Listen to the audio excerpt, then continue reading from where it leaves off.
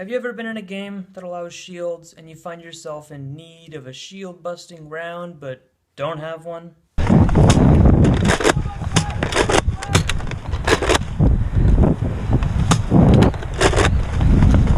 Yes, it can be a bad time.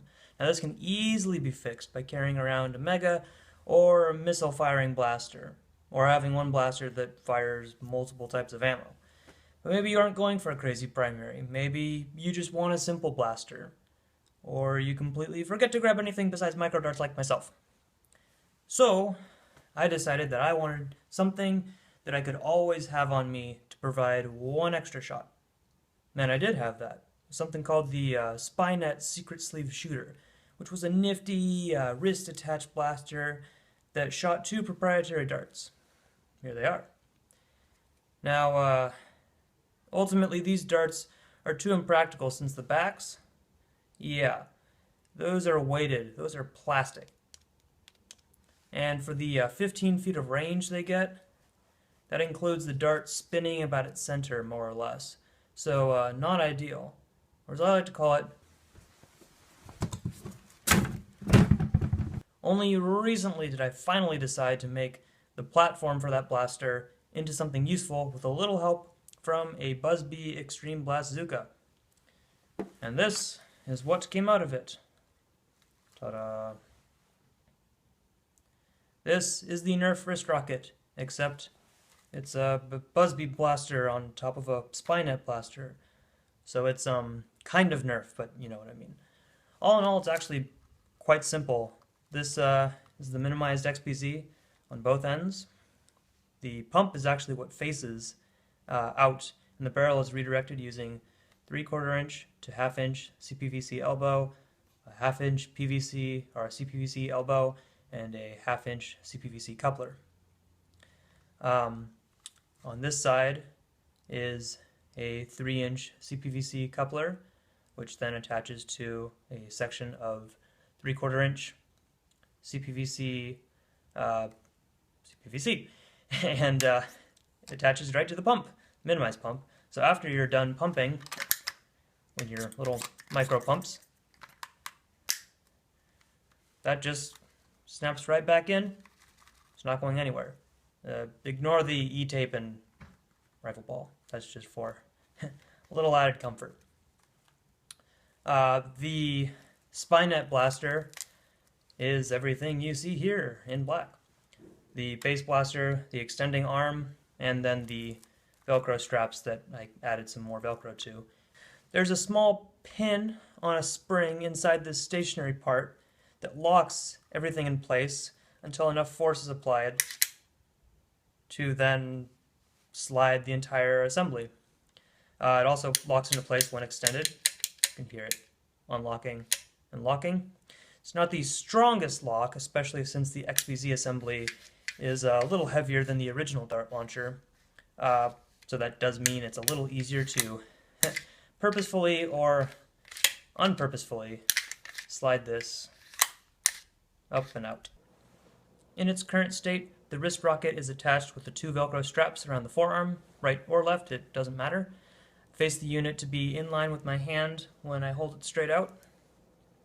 Testing the extension stroke, I want the XPZ to be fully grabbable so I can control the aiming and firing, since not hitting the firing pin hard enough will affect the performance. Also, in this extended state is where pumping is ideal, since I can hold the unit with one hand and pump with the other. Ta-da! Now, as for firing, I have a mega and a missile barrel attachment with 1/2 inch CPVC.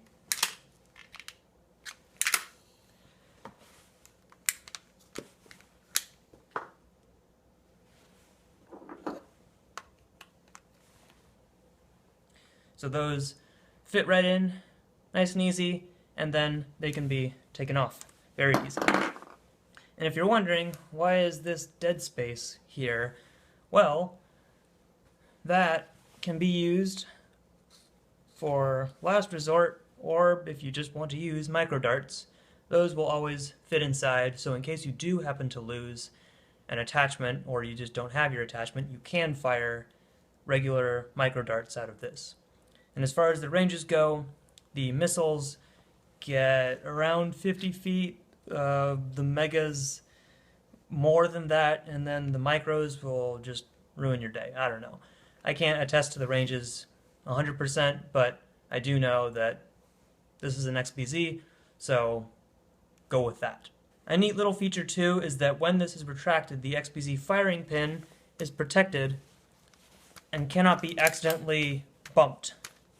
My mindset with this whole system is that when retracted, it should be out of the way from my general motion and just in general inoperable. When extended, it becomes fully functional. And I imagine that for moving my arm a lot, there is a chance that it could go from extended, it could get extended like that accidentally, but I also can just kind of hold on to the pump with any part of my arm and stop that from happening if I were running like that. But it's pretty easy to just put it back into place too. So that's an overview of my wrist rocket, the first model to be exact. It's not the most beautiful thing you've ever seen, but so far it seems to work pretty well. So let's see how this does firing.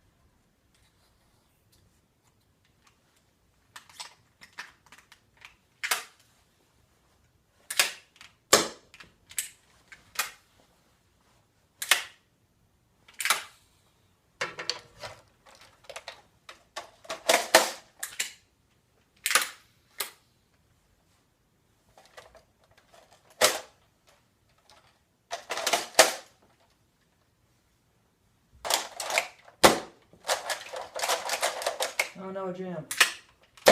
Dive.